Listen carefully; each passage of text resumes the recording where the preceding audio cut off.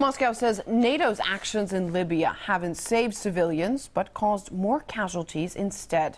Russia and China vetoed a UN resolution on Syria over concerns the mandate could pave the way for a Libya-style military intervention. Well, for more on this, we're now joined live by Konstantin Kosachev, who is the head of the State Duma's Foreign Affairs Committee. Thanks for being with us, Mr. Kosachev. The U.S. and some EU states have criticized Russia and China for vetoing the UN resolution on Syria. Do you think that's a fair reaction? That's definitely not a fair reaction. The right of veto is one of the most essential parts of the UN mechanism taking collective decisions in the most crucial issues is the precondition, and I believe that Russia, along with some other countries, understands better what is going on in Syria.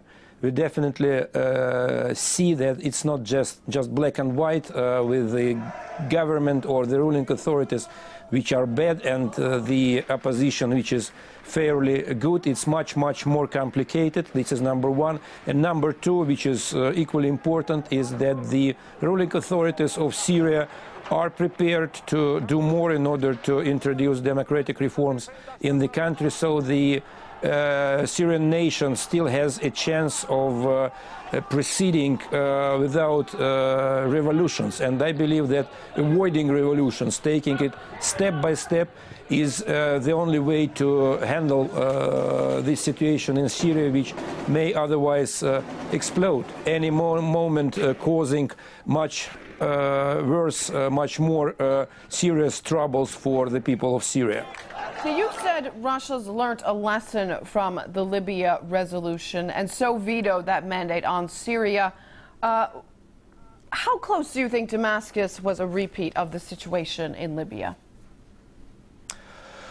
Well, the situation in Libya was not easy and uncomplicated either, but I believe that the current development is not good at all, because the crisis in Libya continues, and even if and when the new government there will be established, the legitimacy of this government will always be questioned by the coming opposition, for the simple reason this new government will be there just because it received military aid from abroad. And this is not good for the country when the faith of its nation is determined by a foreign factor. So I do not think that the worst time for Libya is over.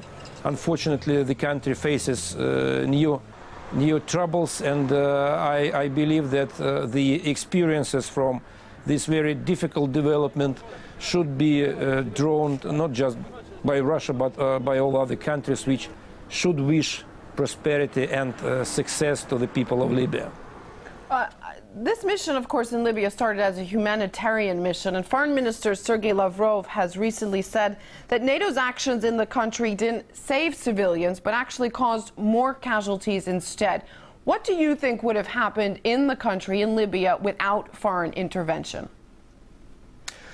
Well, nobody knows, frankly speaking, because all possible options were existing at that moment, and probably the military action of NATO has saved some lives, but it's equally obvious that many casualties could have been avoided in case this operation never took place. So, again, this question does not have a certain answer, but I do not think that this military operation was the best option for the people of Libya. With that said, many eyewitnesses are saying that the alliance, in fact, is targeting hospitals and schools in Syria, which is, of course, Gaddafi's last stronghold, and that humanitarian crisis is developing. Do you think NATO will ever have to answer for that? Well, as far as I can see, the statements, the recent statements by the leadership of NATO, they are not prepared to finalize this operation, to leave Libya immediately, though the UN Security Council mandate was just about preventing a civil war in the country by introducing the regime of a non-fly zone, nothing else. Still, NATO wants to stay there, and I'm sure that they will stay there for many weeks and maybe months ahead, and this is definitely not in accordance with the resolution by the Security Council. This resolution is obviously brutally violated by the NATO countries which participated in this operation.